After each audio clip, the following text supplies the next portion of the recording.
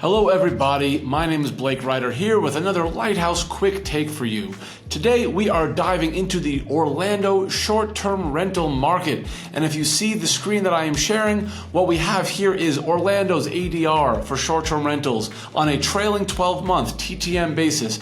The blue kind of teal line, that is going to represent the entire market overall, and the orange line beneath it, that is going to represent ADR for studio and one-bedroom units segmented out. And what's absolutely fascinating here is if we look at the overall market ADR, we see starting in March, we see ADR on a TTM basis coming down, shrinking. But on the flip side, if we look at the same time period, on the studio and one bedroom side, we actually see ADR is coming up. Absolutely fascinating.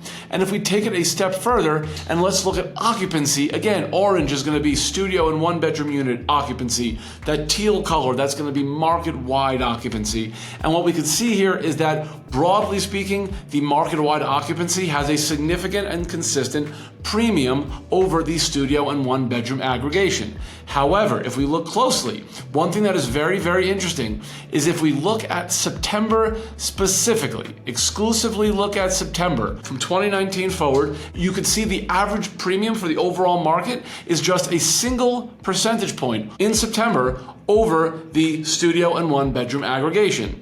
Conversely, if we look at the market as a whole, the premium for every other month other than September, dating back to 2019, is 7.3 percentage points. 7.3 percentage points for every other month, but 1 percentage point for September.